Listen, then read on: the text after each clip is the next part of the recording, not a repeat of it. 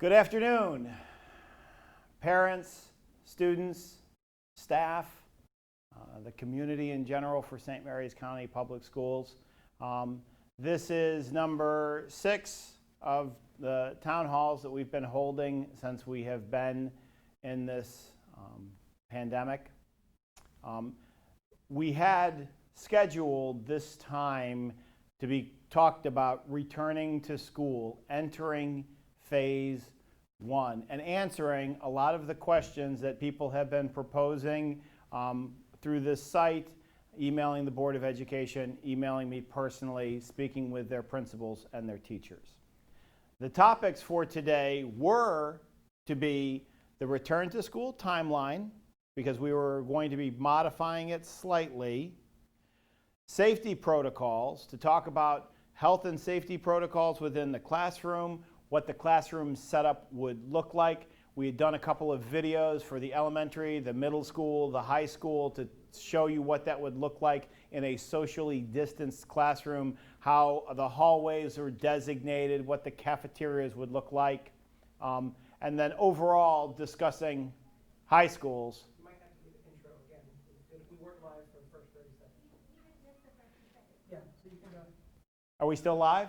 For those joining late. Hey, for those joining late, Town Hall number 6, returning to school, phase 1. Our purpose of our meeting was to go through the return to school timeline, a slight modification to it, talk about safety protocols, what that looks like in the classroom, what that looks like in the cafeteria, general spaces through the hallway, and overall the high school, what that looks like at the high school in particular.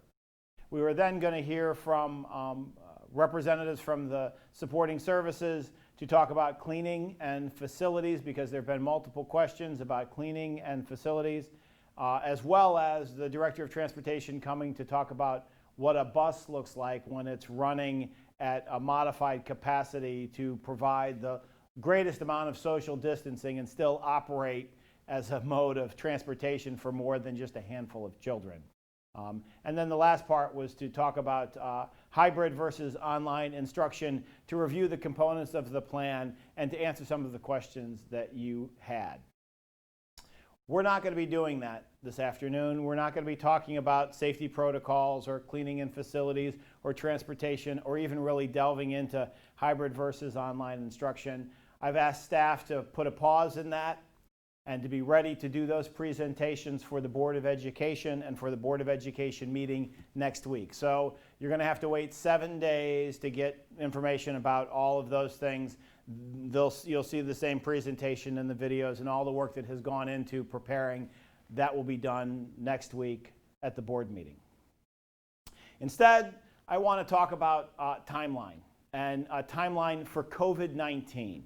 So we started school on August 31st, and on September 1st, we had an announcement from Governor Larry Hogan, and the week before that from the State Superintendent Karen Salmon, saying that we were moving into phase 3 of the reopening plan, the final phase for the state of Maryland, and that we were going to move into phase 3 effective at the end of the regular business day on Friday. So at the end of the day on Friday, ta-da, everything is open. That means that theaters and bars and restaurants could increase interior capacity so that large gatherings could go forth inside up to 150 people.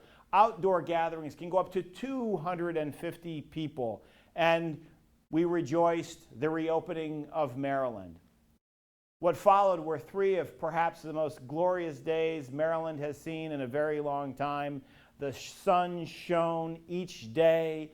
The humidity was down. The temperature was great. People enjoyed themselves and felt a bit of returning to normal.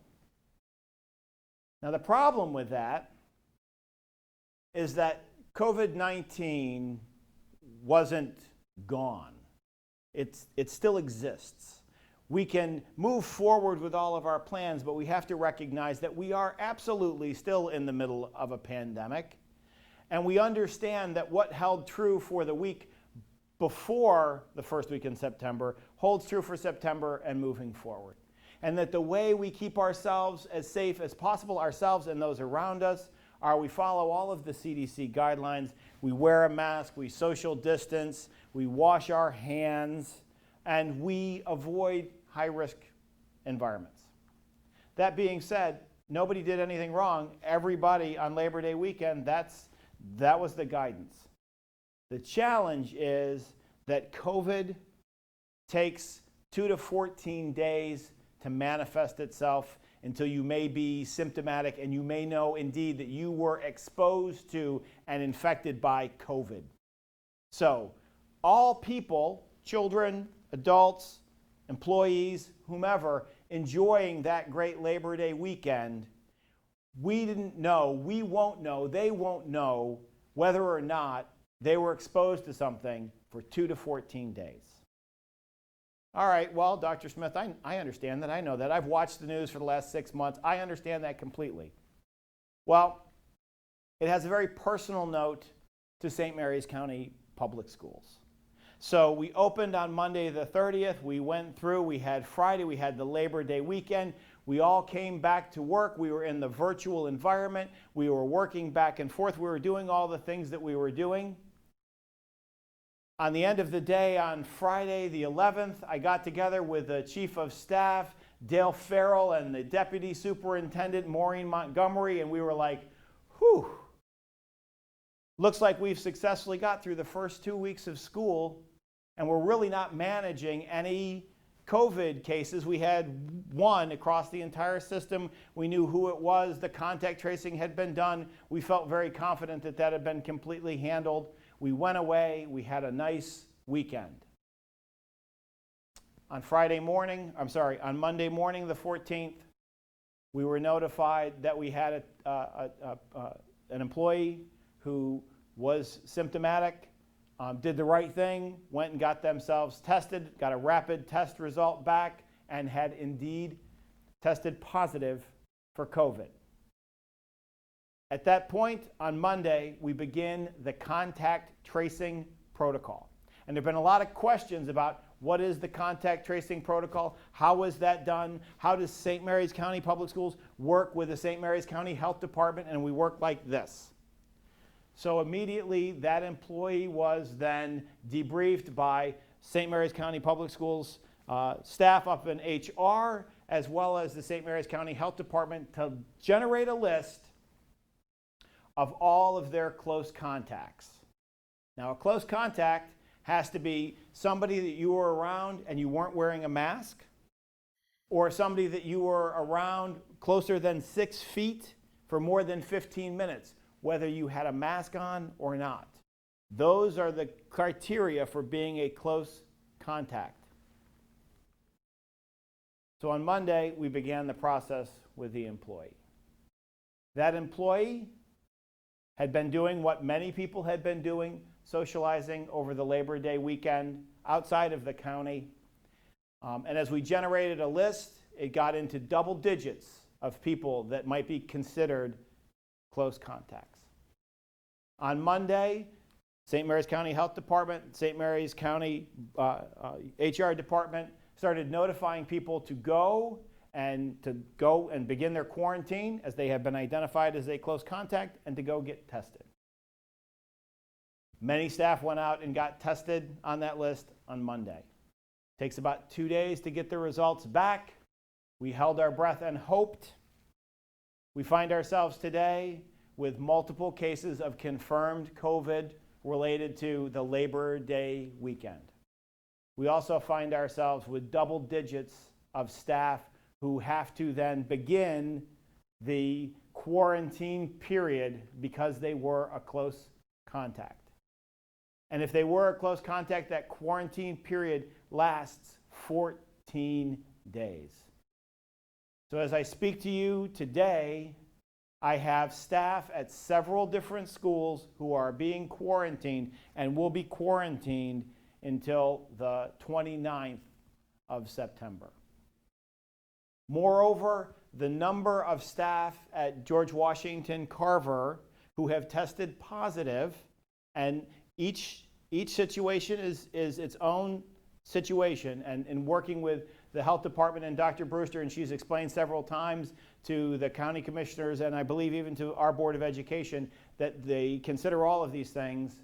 The number of staff at George Washington Carver testing positive reached the threshold to be considered an outbreak. As a result, we have done a Zoom conference call with all the employees at George Washington Carver and offered telework options and what have you. And we made the decision this afternoon with the health department to close the school and the building completely for the next 2 days this week so that we can go in and do a thorough sanitizing, cleaning, and to give everybody the opportunity to, if they so desire, to go get tested to see where that might be.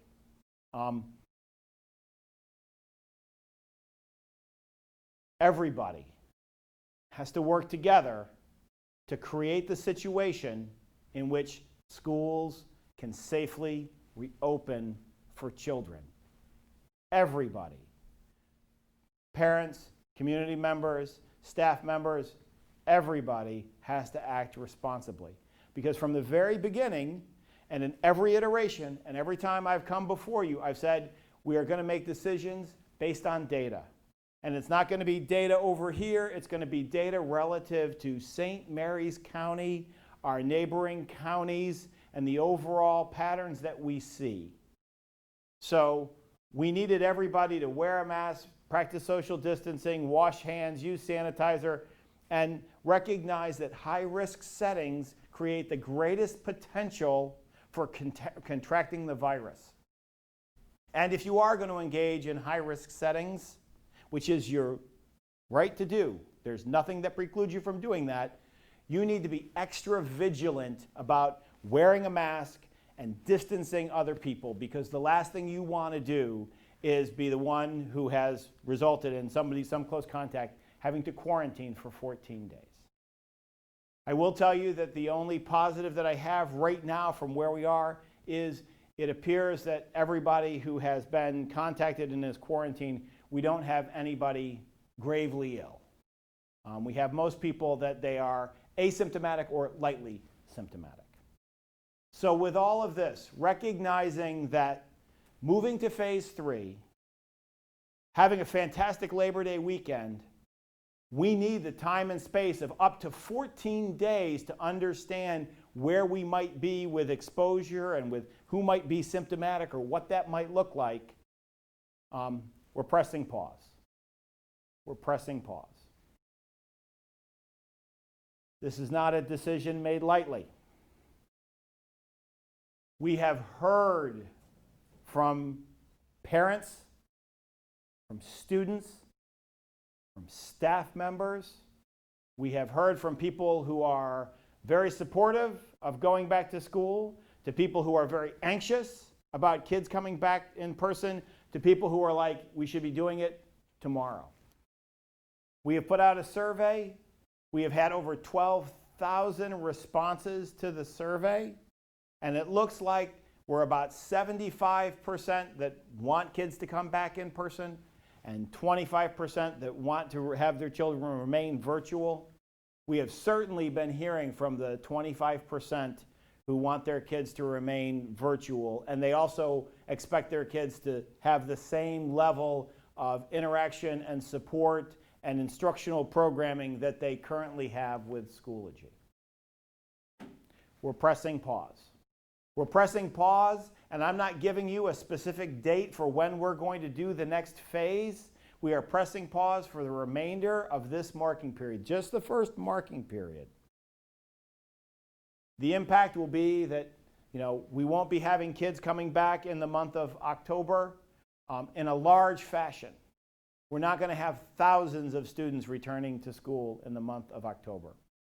What we're going to do is we're going to go back, we're going to look at our plans, we're going to understand how many people may have been impacted by Labor Day weekend and what that means for staffing patterns, because currently we have many staff who are now in quarantine. We need to make sure that we have a plan for what will happen when we bring back students and we find ourselves in a similar situation do we have a thorough plan for how we can move forward each day? Because the situation that has created where we are right now isn't going to change. I doubt that we're going to move back from where we are in phase 3. So instead, it is our responsibility as educators to make sure that everybody understands the responsibility that we hold, each one of us, to wear a face mask, to social distance, to make sure that we're washing our hands and using hand sanitizers, and recognize that risk-taking behavior where you find yourself in those situations, there can very well be a consequence. There can very well be a consequence, and understanding what that looks like. We've had quite a bit of active conversation. So, we are pushing pause. Staff, you've already got your letter. You got your letter before we did town hall. Not much before, but a little bit before we did town hall, because for those of you who weren't able to join us in the Zoom session yesterday, I think I had about 500 employees in the Zoom session yesterday, where I poured water on myself and looked the fool. I told you, you're going to get information before we put it out publicly and before we send it to parents, because it's important that staff know firsthand what's happening in the decisions that are being made and understand why the decisions are being made. So staff received the letter just a little while ago. At the conclusion of this town hall, this abbreviated town hall, we will be putting out a press release relative to George Washington Carver so that the larger community can know that indeed the school is closed for the next 2 days. And we'll be sending a letter to all parents announcing that we are pushing pause and we are not going to have students returning to in-person instruction in the first marking period. There may be small groups of students if we can coordinate bringing them in, but we're not going to bring back thousands of students until we feel confident that we really understand what's going on in the larger community, and we have in place processes and protocols to quickly turn around and inform people so that they know what's happening in each one of their schools and in the lives of their children. But it's not all bad news. Schoology, which a brand new learning management system that we've pretty much built out during this entire time, has been stable and is moving forward. And what we hear from parents, we hear a lot from parents, but we hear from parents that they do appreciate the platform, the great interactive elements that our teachers are providing, the in-person instruction, the connection that they're making through Google Meets. All of these are really positive things. And that's because we have incredible educators working on behalf of incredible kids. We have a Schoology platform. The reason, the way it's built is so that we can press a pause and continue what we are doing without losing a step. So we are pressing pause. Schoology still exists. We are uploading. We have a help desk at smcps.org for devices and for logons and for things such as this. Navigating each one of the classes, reaching out to the teachers is the very best way to do that. And parents, we are opening the parent navigation to the site. We're opening it. We have it open in 2 schools, I believe, today, and we're going to open it for all schools on Friday. So the Schoology parent site that we've set up has all kinds of information, including a presentation specifically that shows all of the things that parents will be able to see to assist their children in navigating the site. We had an hour-long presentation ready for you, and we've received hundreds of questions. Most of the questions that we've received will be answered at the board meeting when we talk about safety protocols and transportation and how we're going to clean buses between routes. A lot of conversation about the different learning schedules and what that looks like. But for today, the message that we need to hear is that we need to take care of ourselves. We need to take care of our kids. We need to take care of our employees. And we need to make decisions that are based on what we see in front of us right now. And what we see in front of us right now is community spread of COVID and it directly impacting the schools. So I can't... For those of you who are kind of watching, I guess the stream went out for a little while. If it did, I'm sorry. I don't know what you saw or didn't see. We, it's back on. This is really all I have to share today. For the 25% who wanted us to remain hybrid, there you go. For the 75% of parents who wanted to have their children back in face-to-face instruction, please know we are absolutely committed to having that happen. We are just pressing pause. It might be, we might have to move things a week or so, but we're going to wait until we have all of the information and we really know where we are before we put out a concrete date. The last thing we wanted to do was put out another set of dates and then realize as data comes in that we'd have to push it again and again.